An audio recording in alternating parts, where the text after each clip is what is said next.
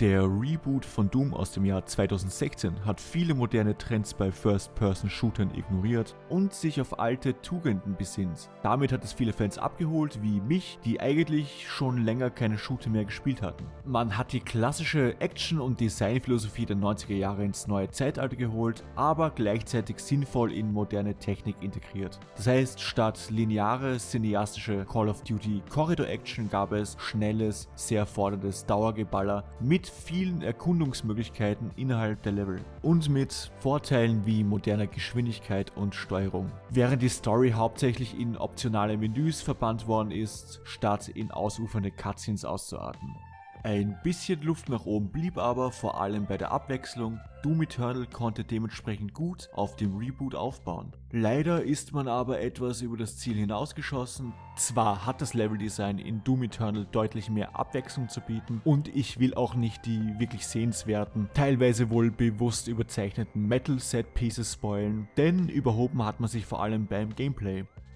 Doom 2016 war trotz seines hohen Schwierigkeitsgrads und der schnellen Geschwindigkeit überschaubar. Jede Waffe hatte einen Spezialschuss, für Gegner gab es dann eine Handvoll Spezialfinisher wie die Kettensäge. Doom Eternal wiederum vervielfacht die essentiellen Mechaniken und endet in Unübersichtlichkeit. Man hat neben der Kettensäge und den Standard-Finishern auch einen Superschlag, einen Flammenwerfer und einen Granatenwerfer. Der Granatenwerfer hat normale Granaten und Eisgranaten. Ein Laserschwert gibt es nun auch. Davon bekommt alles eigene Tastenbelegungen oder nicht immer intuitive Tastenkombinationen und das wirklich unnötigerweise, muss man sagen.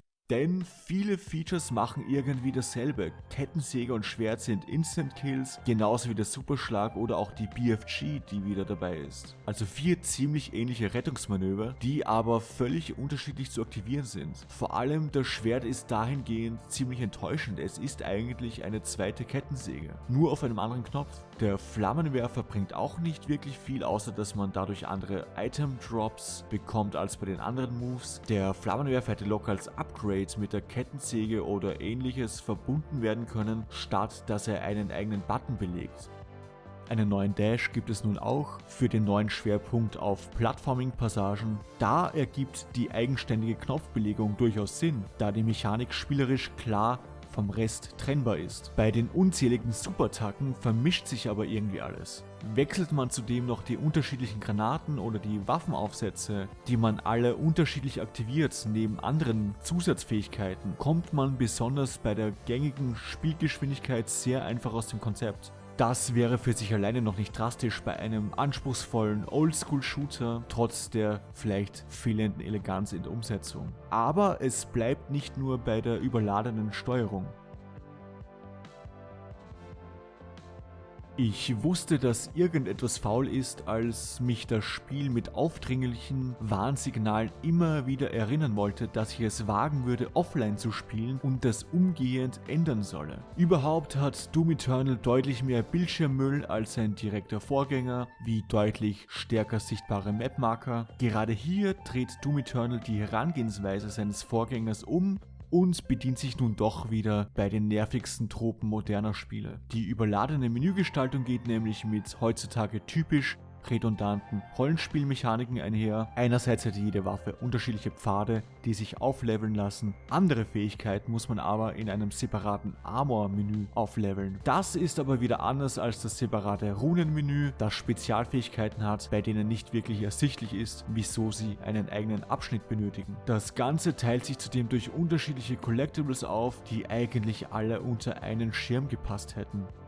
Der für mich mit Abstand größte Offender ist aber das Handholding.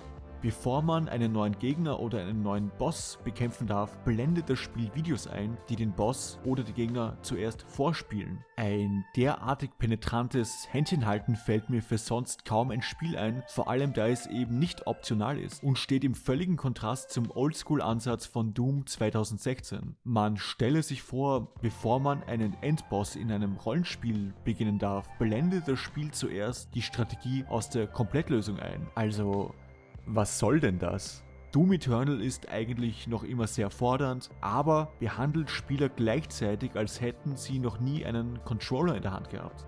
sei es mit Map-Icons, der Option für einen God-Mode, wenn man mal zu oft scheitert, oder eben mit diesen Gegneranleitungen. Das passt irgendwie alles nicht zusammen. Wie gesagt, Doom Eternal lohnt sich absolut für seine gelungen, abwechslungsreichen Stages, die Kniffe seiner Metal-Dämonenwelt und die auch immer noch spaßigen Kampfsettings. Aber die Entwickler hätten sich für eine kohärente Spielerfahrung deutlich klarer entscheiden sollen. Entweder Oldschool-Shooter für Veteranen, bei dem man durchaus sinnvoll Mechaniken erweitern darf, oder modernes Light-Rollenspiel für Anfänger mit vielen Anzeigen und Online-Werbung.